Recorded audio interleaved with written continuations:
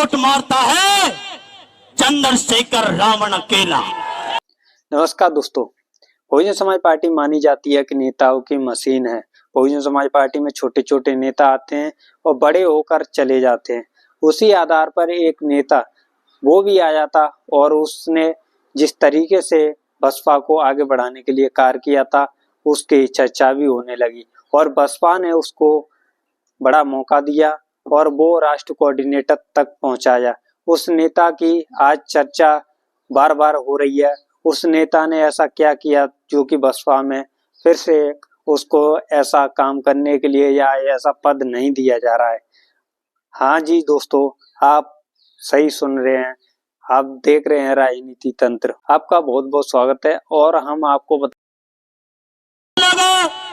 इस देश में मनुवाद की ताकत को मजबूत करने के लिए इस देश में बहुत से लोग काम कर रहे हैं, लेकिन उनके ऊपर चोट मारता है चंद्रशेखर रावण अकेला। वचन देता है कभी मिशन को पीछे नहीं जाने दूंगा, चाहे मुझको गोली अपने सीने पे खानी पड़े। कभी मिशन के साथ गद्दारी नहीं करूंगा। तमाम पार्टी के लोगों ने मुझे ऑफर दिया, हम तुम्हें ये कर देंगे, लेकिन मुझे पता है किसी भी प्रकार से हमारी नेता ने हमारी भीम आर्मी के लिए कुछ भी कहा हो वो उनका विवेक है, लेकिन मैं जानता हूं चंद्रशेखर भीम का सिपाही है, कभी भी बाबा साहब के आंदोलन को धोखा नहीं दे सकता। इसलिए मैंने उससे आकर के हाथ मिलाया। बता दें कि जयप्रकाश की बात करते हैं। जैसे कि कुछ समय पहले बात होती थी जयप्रकाश की, कुछ समय पहले चर्चा चलती थी बसपा में जयप्रकाश की।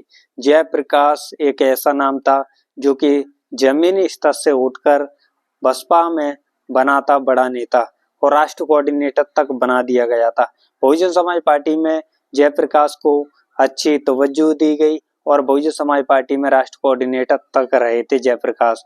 क्या बहुजन समाज पार्टी को छोड़ने का कारण जयप्रकाश का था या फिर बहुजन समाज पार्टी बसपा सुप्रीमो मायावती जी को पहले ही पता पड़ गई थी कि जयप्रकाश गद्दारी कर सकते हैं? क्योंकि एक ऐसा मसुआ और ऐसा सिस्टम दिखाता कि बहुजन समाज पार्टी को कि जयप्रकाश गद्दारी कर सकते हैं। बहुजन समाज पार्टी बसपा सुप्रीमो मायावती जी बहुत सटीक तरीके से राजनीति करती हैं। हर नेताओं पर नजर रहती है और वो नजर घड़ाकर हर नेताओं की जांच पड़ताल करती रहती हैं। लेकिन उस समय जयप्रकाश की भी की और उसके आधार पर उनकी भी जांच पड़ताल हुई और उसके आधार पर भी उनको पार्टी में निलंबित कर दिया गया। उनका एक स्पीच ऐसा था कि उनके भविष्य को बदल देना चाहता था और उनने वो स्पीच देकर पार्टी खो बैठी, जो कि पार्टी ने फिर उनको पार्टी से बाहर का रास्ता दिखा दिया। जयप्रकाश कुछ दिनों पहले बहुजन समाज पार्टी छोड़ चुके थे और बहुजन समाज पार्टी को ज्वाइन करने के लिए फिर से गुहार लगा रहे थे, लेकिन जयप्रकाश की बात यहाँ तक नहीं टिकी और आकाश आनंद को लेकर जयप्रकाश के जो रुख रवैया दिखा था उस पर काफी कठिन तरीके से जयप्रकाश अपनी सोच बोझ के साथ जो हमला करने लगे थे बसपा पर, बसपा बखूबी समझ चुकी थी। बहुजन समाज पार्टी में जयप्रकाश की वापसी को लेकर काफी अटकलें लगी थी और काफी जो बसपा के बसपाई थे वो समर्थक थे, वो जयप्रकाश की गुहार लगा रहे थे कि जयप्रकाश बसपा में वापसी होगी।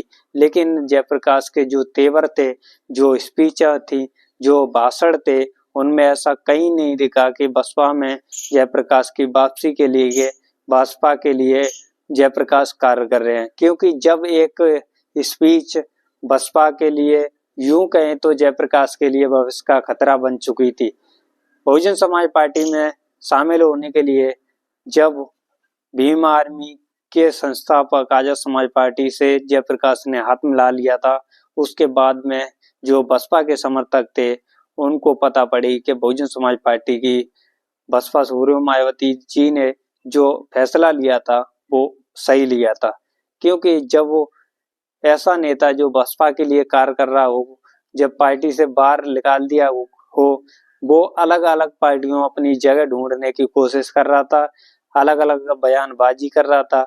उस समय बसपा को बखूबी पता था कि ये ऐसे नेता बसपा के लिए कभी भी नहीं हो सकते जो कि अपनी राजनीति चमकाने के लिए, अलग अलग पार्टियों में जाने के लिए, अपनी जगह बनाने के लिए सिस्टम तलाश रहे हैं। ऐसे में बहुजन समाज पार्टी ने जयप्रकाश को पार्टी से बाहर का रास्ता काफी साफ दिखाया और पार्टी में वापसी लेने का कारण सही था वो, जो कि बहुजन समाज पार्टी ने जयप्रकाश को वापसी नहीं लिया।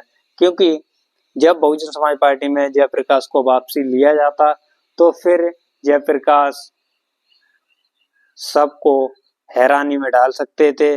पार्टी पर कब्जा करने के लिए फिर प्रयास करते और पार्टी के लिए काम ना कर दूसरी पार्टी को, और जो कि पार्टी में घुन की तरह लग जाते, दूसरा अपने साथ नेता कर फिर दूसरी पार्टी को सौंप देते उन नेताओं को। उस तरीके से पार्टी का नुकसान होता। ऐसे ही काफी नेता करते हैं।